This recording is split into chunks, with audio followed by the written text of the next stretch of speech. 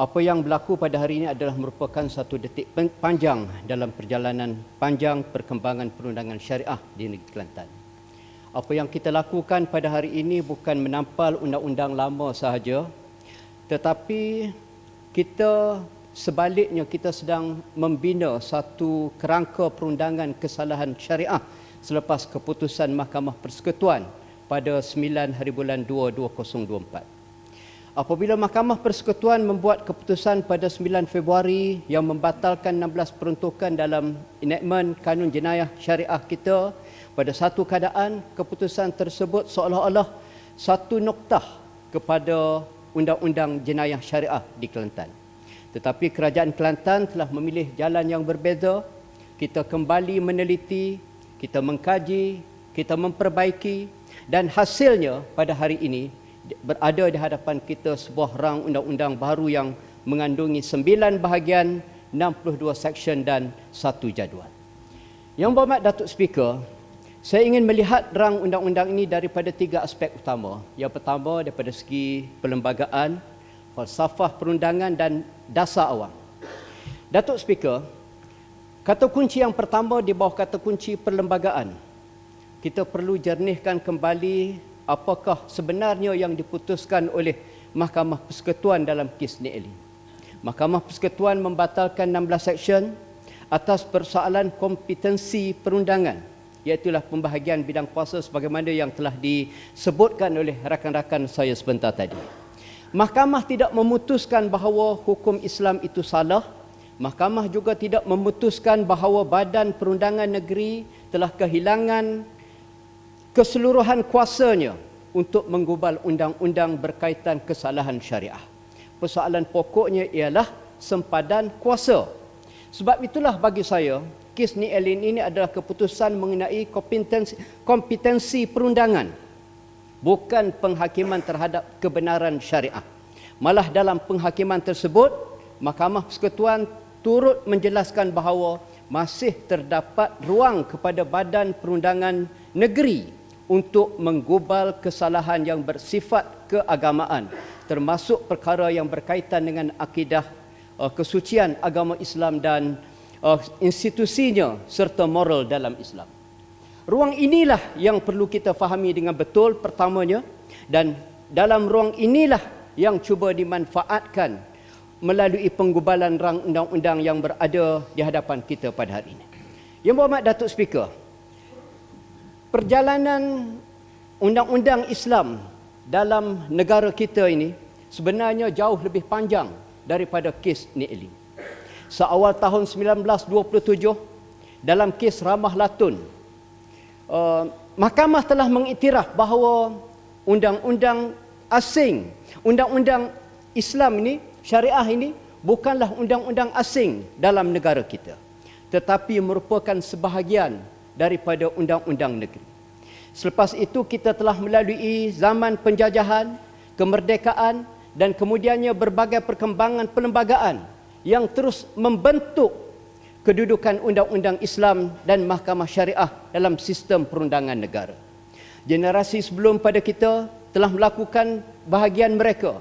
Tokoh seperti Allahyarham Tan Sri, Profesor Ahmad Ibrahim bersama ramai sarjana dan pengamal undang-undang telah berusaha memperkukuhkan kedudukan mahkamah syariah dalam kerangka perlembagaan.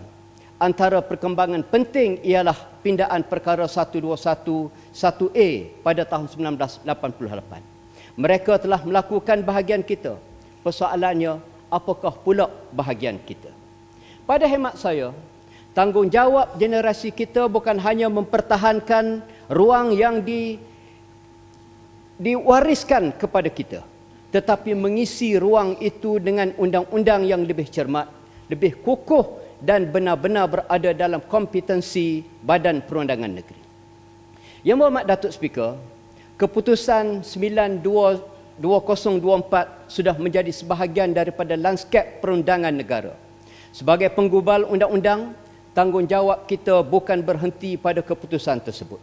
Tanggungjawab kita ialah membaca dengan teliti setiap alasan penghakiman, memahami sempadan yang telah digariskan dan mengenal pasti setiap ruang perundangan yang masih diberikan oleh perlembagaan negara kepada Badan Perundangan Negeri.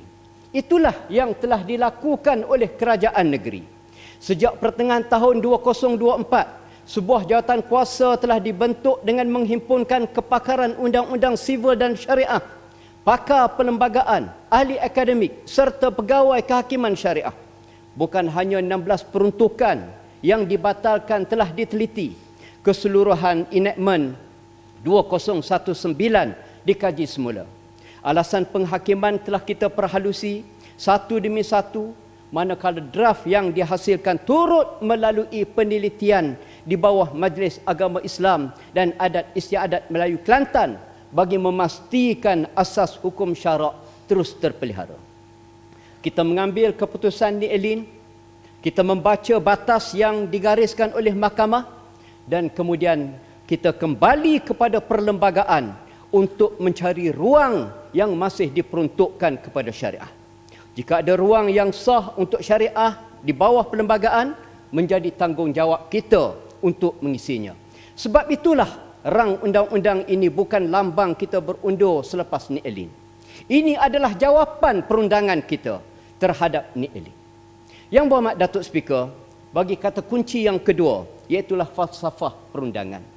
Mungkin ada yang bertanya, mengapa kita masih memerlukan pendekatan syariah sedangkan negara kita sudah mempunyai sistem undang-undang jenayah yang telah lama berfungsi? Sistem perundangan jenayah yang kita warisi sejak sebelum daripada merdeka telah mengalami berbagai perubahan. Kanun keseksaan dipinda berkali-kali, hukuman ditambah baik dan dalam keadaan tertentu diperberatkan. Undang-undang baharu diperkenalkan apabila muncul bentuk jenayah yang baru. Kita tidak mengatakan sistem tersebut gagal walaupun banyak kes-kes yang berlaku. Kita juga memahami bahawa jenayah merupakan fenomena yang kompleks. Ia berkait dengan pendidikan, ekonomi, keluarga, persekitaran sosial, penguatkuasaan dan berbagai faktor yang lain. Namun, setelah puluhan tahun, kita sentiasa bersedia memperbaiki undang-undang, mengubah pendekatan dan menerima berbagai perkembangan dalam bidang kriminologi. Saya ingin mengemukakan satu persoalan yang mudah. Mengapa syariah tidak boleh diberikan ruang untuk menyumbang dalam bidang yang perlembagaan sendiri benarkan? Berikan ruang kepada syariah untuk menyumbang kepada pembentukan manusia dan masyarakat. Tetapi apa yang kita lakukan pada hari ini bukan semata-mata satu eksperimen untuk menentukan sama ada Islam berkesan ataupun tidak. Kerana bagi kita, bagi seorang Muslim, keyakinan terhadap syariah merupakan sebahagian daripada tuntutan keimanannya. Apa yang kita buat pada hari ini bukan untuk menguji kebenaran syariah. Kita sedang mencari bentuk perundangan terbaik untuk diterjemahkan dan menjernihkan prinsip-prinsip syariah dalam ruang yang disediakan oleh perlembagaan. Di sinilah saya melihat kepentingan pendekatan yang digunakan dalam rang undang-undang yang ada di hadapan kita. Penggubalannya memberikan penekanan kepada 3 perkara penting: taklifan, prinsip peace and substance dan maqasid syariah. Taklifan memberikan asas kewajipan agama yang hendak dipelihara melalui sesuatu peruntukan. Dan saya ingin menjemput mana-mana orang yang boleh menyatakan bahawa undang-undang peruntukan yang kita masukkan dalam rang undang-undang ini bukan daripada taklifan syariah. Silakan. Prinsip peace and substance pula menuntut kita melihat kepada intipati sebenar sesuatu kesalahan. Kita tidak boleh hanya menukar nama atau label sesuatu kesalahan sedangkan intipatinya masih berada di luar kompetensi negeri. Sebab itulah cabaran penggubalan selepas Ni Elin ini bukanlah mencari istilah baru untuk kesalahan yang lama. Cabaran sebenarnya ialah untuk memastikan intipati setiap peruntukan benar-benar berasaskan kewajipan agama dan dirangka supaya berada dalam lingkungan kompetensi Badan Perundangan Negeri. Dan yang lebih penting dalam RUU ini, kita mempunyai maqasid syariah sebagai kerangka yang lebih besar menjaga agama, nyawa, akal, harta dan keturunan. Ini penting kerana apabila orang bercakap mengenai undang-undang jenayah Islam, perhatian seringkali diberikan terhadap hukuman.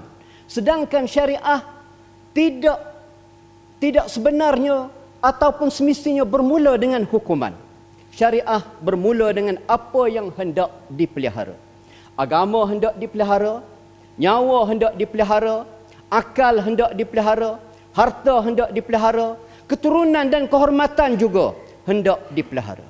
Hukuman hanyalah merupakan salah satu daripada instrumen untuk mencapai tujuan yang lebih besar itu. Akhirnya, Datuk Speaker, kata kunci yang ketiga berkenaan dengan dasar awam. Undang-undang tidak pernah bersifat statik. Apabila masyarakat berubah, undang-undang berubah. Apabila teknologi melahirkan bentuk jenayah baru, undang-undang diperbaharui. Apabila mahkamah memberikan tafsiran terhadap sempadan kuasa sesuatu badan perundangan, penggubal undang-undang perlu kembali meneliti dan menyesuaikan peruntukannya. Itulah proses biasa dalam sesebuah negara yang berpegang kepada kedaulatan undang-undang. Justru kehadiran rang undang-undang ini sebenarnya membuktikan bahawa proses tersebut sedang berjalan.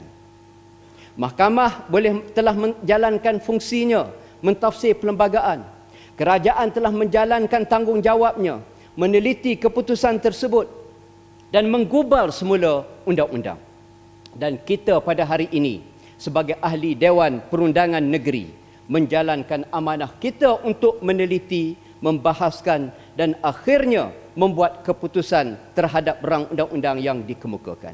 Maka saya pada hari ini ingin menyeru kepada semua pihak, berikan ruang kepada Kelantan. Kita tidak meminta undang-undang ini dipaksakan kepada negeri lain. Dia juga tidak memaksa terpakai kepada orang yang bukan Islam. Apa yang kita lakukan adalah sekadar untuk menggunakan ruang perundangan yang diperuntukkan kepada negeri untuk menggubal kesalahan terhadap perintah agama Islam bagi orang Islam dalam batas yang ditentukan oleh perlembagaan. Berikan peluang kepada syariah untuk menyumbang kepada pembinaan masyarakat yang lebih baik dalam lingkungan yang dibenarkan oleh perlembagaan. Akhirnya, Datuk Speaker, saya ingin menutup dengan kembali kepada tarikh 9 hari bulan 2 2024. Kes Ramah Latun yang diputuskan pada tahun 1927. Hampir 100 tahun kemudian, namanya masih disebut-sebut dalam bilik kuliah undang-undang. Saya percaya bahawa perkara yang sama juga akan berlaku kepada kes Nik Elin ini. Bertahun selepas kita tiada nanti, pelajar-pelajar undang-undang masih akan membaca keputusan 9 Februari 2024 dan membincangkan implikasinya terhadap kedudukan perundangan syariah di Malaysia. Tapi saya berharap apabila mereka membaca kes Nik Elin ini, cerita yang mereka pelajari tidak berakhir dengan satu ayat bahawa 16 peruntukan undang-undang telah dibatalkan. Biarlah mereka membaca satu bab yang lain pula, bahawa selepas keputusan itu, Kelantan kembali bangun mengkaji, para ulama dan pakar undang-undang kembali meneliti dan berijtihad, kerajaan kembali menggubal dan Dewan ini kembali menjalankan tanggungjawabnya. Daripada cabaran itu, lahirlah sebuah kerangka perundangan yang lebih cermat, lebih memahami sempadan perlembagaan dan mudah-mudahan lebih kukuh untuk menghadap cabaran masa depan. Sejarah perkembangan undang-undang syariah tidak berhenti pada 9 Februari 2024. Yang berhormat Datuk Speaker, ada kalanya dalam perjalanan perundangan, satu pintu ditutup sebagaimana yang disebut-sebut sebentar tadi oleh keputusan mahkamah. Tanggungjawab kita bukan merempuh pintu yang telah ditutup itu. Tanggungjawab kita ialah untuk mencari pintu lain yang dibenarkan oleh perlembagaan, iaitu melaluinya dengan ilmu, hikmah dan keberanian. Hari itu kita sedang melalui pintu itu, dan dengan penuh pengharapan dan penyerahan diri kepada Allah Tuhan negeri ini, saya menyokong rang Undang-Undang Kesalahan Syariah Kelantan 2026 untuk diluluskan oleh Dewan Yang Mulia ini.